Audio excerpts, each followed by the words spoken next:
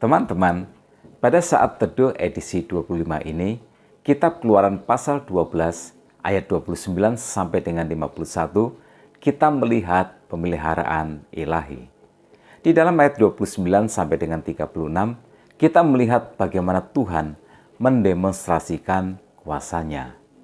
John Piper menuliskan tentang ini bahwa keluaran adalah tema yang ada di seluruh Alkitab. Tuhan mengobarkan peperangan melawan Mesir dan membinasakan anak sulung mereka semua, baik anak sulung manusia maupun binatang. Jika kita masih mengingat betapa sombongnya Firaun yang berkata kepada Musa, "Siapakah Tuhan itu yang harus kudengarkan firman-Nya untuk membiarkan orang Israel pergi? Tidak kenal aku Tuhan itu, dan tidak juga aku membiarkan orang Israel pergi." Nah sekarang di pasal 12 ini, ayat 29 ini sampai dengan 36, Firaun sekarang mengenal Tuhan. Tuhan membunuh semua anak sulung Mesir, anak sulung manusia dan hewan, termasuk anak sulung Firaun sendiri. Harga melawan Tuhan memang mahal. Harga menantang Tuhan memang sangatlah mahal. Semua anak sulung Mesir akhirnya mati. Nah, mengapa anak sulung? Ingatkah Keluaran pasal 4 ayat 22 dan 23 bagaimana Tuhan menyebut Israel? Kepada Musa, Tuhan memerintahkan supaya Musa berbicara seperti ini kepada Firaun. Israel ialah anakku, anakku yang sulung. Jika engkau menolak membiarkannya pergi, maka aku akan membunuh anakmu, anakmu yang sulung. Saya mau katakan begini, jangan pernah punya hati melawan Tuhan. Jangan menantang Tuhan dengan mengabaikan firman-Nya. Mula-mula memang seperti tidak terjadi apa-apa, sebab Tuhan Maha Sabar. Dan Dia memberi kesempatan untuk kita bertobat. Tetapi jika segala peringatan tidak diindahkan, tepat pada bagian di mana kita melawan Tuhan, di mana kita mengabaikan firman-Nya, tepat pada titik itu Tuhan menghukum kita.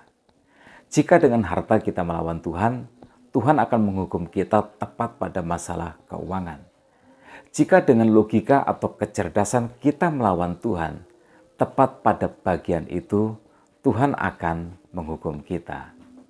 Jika kita menyombong dengan karir kita, atau keluarga kita, atau kesehatan kita, tepat pada bagian itu Tuhan akan menghukum kita.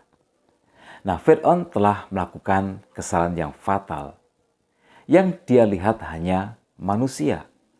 Yang dia lihat hanya Musa, dan dia berpikir bahwa dia sedang berhadapan dengan Musa sebagai lawan dia. Yang dia lihat hanya orang Israel, dan dia berpikir bahwa dia sedang berhadapan dengan orang Israel sebagai lawan dia. Dia tidak memahami kebenaran yang sangat penting ini. Ada Tuhan di balik Musa, ada Tuhan di balik Israel, ada Tuhan di balik setiap anak-anaknya. Karena itu, setiap ancaman yang datang kepada anak-anak Tuhan adalah ancaman yang tertuju juga kepada Tuhan. Setiap kejahatan yang ditujukan kepada anak-anak Tuhan adalah kejahatan yang juga tertuju kepada Tuhan. Karena itu, kembali saya ulangi, jangan balas kejahatan dengan kejahatan. Pembalasan adalah hak Tuhan. Kita sebagai anak-anak Tuhan tidak punya hak untuk melakukan kejahatan atau pembalasan kepada semua yang berbuat jahat kepada kita. Kita harus belajar untuk menyerahkan semuanya kepada Tuhan dan percaya bahwa Tuhan akan menunjukkan keadilannya.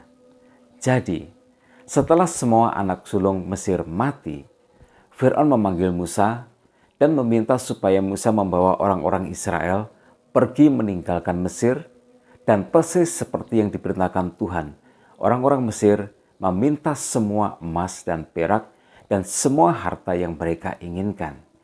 Malam itu, ketika seluruh Mesir berkabung, ketika semua anak sulung Mesir mati, Israel meninggalkan Mesir sebagai pemenang, sebagai orang yang merdeka, dan semua harta Mesir dirampasi tanpa mengangkat pedang atau tombak.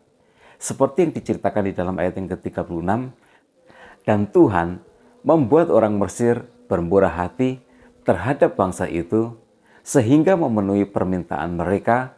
Demikianlah mereka merampasi orang Mesir itu. Ya, ini juga pelajaran yang harus kita imani. Jika Tuhan mengizinkan kita mengalami suatu kerugian, hak kita ditahan atau diambil orang, kita diperlakukan secara tidak adil, seperti orang-orang Israel ini. Mereka dipekerjakan sebagai budak. Ingatlah selalu ini, Tuhan akan mengembalikan semua yang hilang itu atau yang tertahan itu berkali-kali lipat suatu hari nanti di saat yang tepat. Ingatlah selalu ini, kehidupan tidak akan pernah berhutang kepada anak-anak Tuhan. Tuhan akan membuatnya semua yang menjadi hak kita akan dibayarkan. Jadi ikhlas itu bukan tanda kelemahan, tetapi ikhlas adalah tanda iman yang kuat. Di ayat yang ke-43 sampai dengan 51, Tuhan memerintahkan supaya Paskah harus dirayakan oleh setiap orang Israel secara tetap, secara turun-temurun, selama-lamanya. Ya, Paskah adalah peristiwa penyelamatan. Setiap anak sulung Israel pun seharusnya mati, seperti anak sulung Mesir. Karena mereka berada di Mesir, tetapi mereka selamat karena darah anak domba yang dioleskan pada ambang rumah mereka membuat malaikat maut melewati rumah mereka. Dan bersamaan dengan Paskah itulah mereka keluar dari Mesir sebagai bangsa yang merdeka. Nah, apakah meaning dari kisah ini?